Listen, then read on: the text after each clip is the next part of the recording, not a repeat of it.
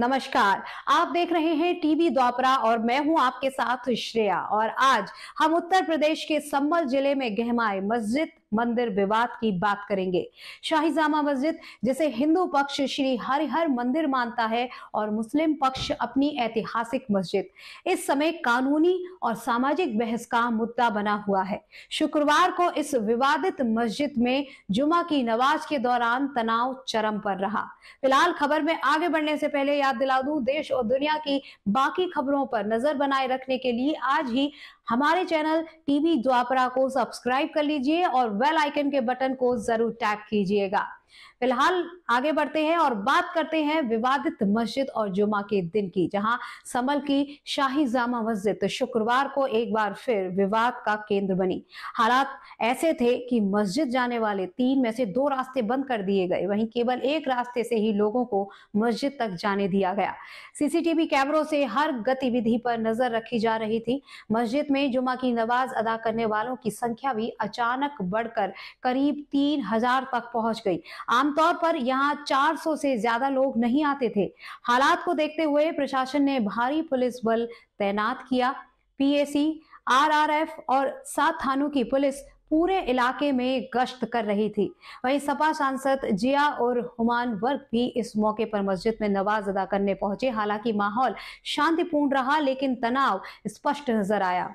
विवाद की पृष्ठभूमि पर भी नजर डालेंगे तो ये मामला 19 नवंबर को तब शुरू हुआ जब हिंदू पक्ष ने दावा किया कि शाही जामा मस्जिद असल में श्री हरिहर मंदिर है। हिंदू पक्ष का कहना है कि 1529 में मुगल शासक बाबर ने इस मंदिर को तोड़वाकर मस्जिद में तब्दील कर दिया। वहीं हिंदू पक्ष ने 95 पन्नों की याचिका दायर की है। इस याचिका में 3 प्रमुख दस्तावेजों को आधार बनाया गया है। नंबर 1, बाबरनामा। नंबर 2, आईने अकबरी। नंबर 3, भारतीय पुरातत्व सर्वेक्षण ASI की 150 साल पुरानी रिपोर्ट। इनके मुताबिक मस्जिद के अंदर शिवलिंग के प्रमाण है और ये स्थान भगवान विष्णु के दशावतारों में से एक कल्कि अवतार से जुड़ा हुआ है। वहीं हिंदू पक्ष के इस दावे को मुस्लिम पक्ष ने तुरंत चुनौती दी और अदालत में अपील दायर की है। कानूनी प्रक्रिया और सर्वे का आदेश 19 नवंबर को हिंदू पक्ष की याचिका पर सुनवाई के दौरान सिविल जज सीनियर डिवीजन आदित्य सिंह ने तुरंत सर्वे का आदेश दिया है। वहीं आदेश के महज 2 घंटे के भीतर प्रशासनिक टीम मस्जिद में पहुंच गई। एडवोकेट कमिश्नर को मस्जिद में वीडियोग्राफी और फोटोग्राफी के जरिए सबूत इकट्ठा करने का निर्देश दिया गया। डीएम राजेंद्र पेसिया और एसपी कृष्ण कुमार विश्नोई खुद इस सर्वे टीम के साथ मौजूद रहे। करीब 2 घंटे तक मस्जिद के अंदर सर्वे चला। रात 8 बजे के करीब टीम बाहर आई और अब इस रिपोर्ट को अदालत में पेश किया जाएगा, जिसके बाद इस मामले की अगली सुनवाई 29 नवंबर को होगी। वहीं प्रशासन इस पूरे मामले को लेकर बेहद सतर्क है। तनाव को देखते हुए सोशल मीडिया पर निगरानी बढ़ा दी गई है। संभल के एसपी ने साफ तौर पर कहा है कि मस्जिदों के मौलवी अपने समुदाय को ये संदेश दें कि किसी भी जगह पर भीड़ इकट्ठी करने की जरूरत नहीं है। जो भी नमाज पढ़नी है वह अपनी अपनी मस्जिदों में पढ़े। अगर सोशल मीडिया पर कोई भी भड़काऊ पोस्ट करता है तो उसके खिलाफ भी सख्त कार्रवाई की जाएगी। अब तक 2 लोगों पर 151 के तहत कार्रवाई की जा चुकी है। वहीं मंदिर मस्जिद विवाद का इतिहास क्या रहा है, इसको जानना बेहद जरूरी है। तो संभल का ये विवाद अकेला नहीं है। इससे पहले काशी और मथुरा में भी इसी तरह के मंदिर मस्जिद विवाद उठे हैं। काशी में ज्ञानवापी मस्जिद को लेकर शिवलिंग मिलने का दावा किया गया। वहीं मथुरा में श्री कृष्ण जन्मभूमि और ईदगाह मस्जिद का मामला भी अदालत में लंबित है। ये मामले धार्मिक, सामाजिक और राजनीतिक स्तर पर बड़ी बहस का हिस्सा बन चुके हैं।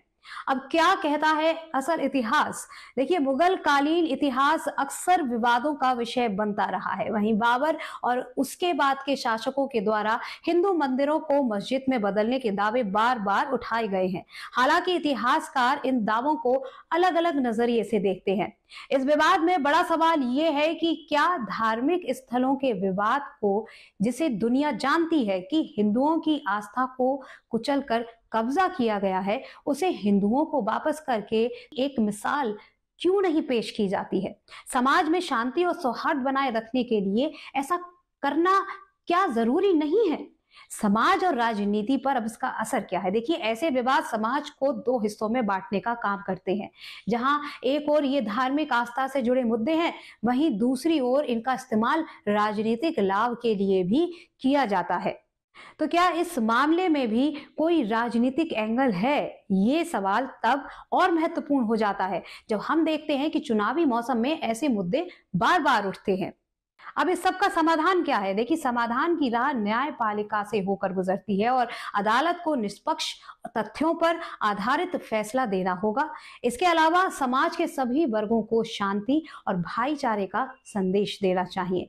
वहीं धार्मिक स्थलों के विवाद से बड़ा सवाल ये है कि हम किस दिशा में बढ़ रहे हैं। क्या हमें इतिहास को कुरेद कर समाज को बांटना है या वर्तमान में एकता के साथ आगे बढ़ना है? वहीं शाही जामा मस्जिद का ये मामला केवल संभल तक सीमित नहीं है, ये पूरे देश के लिए एक उदाहरण बन सकता है कि ऐसे विवादों को कैसे सुलझाया जाए। अदालत में सुनवाई जारी है और सभी की नजरें अब 29 नवंबर पर टिकी है। तब तक हम उम्मीद करते हैं कि शांति और सौहार्द बना रहेगा। तो आप जुड़े रहिए टीवी द्वापरा के साथ, जहां हम आपको ऐसे हर मुद्दे की पूरी जानकारी देंगे। मैं हूं आपके साथ श्रेया। अन्य खबरों के साथ फिर मिलते हैं। धन्यवाद।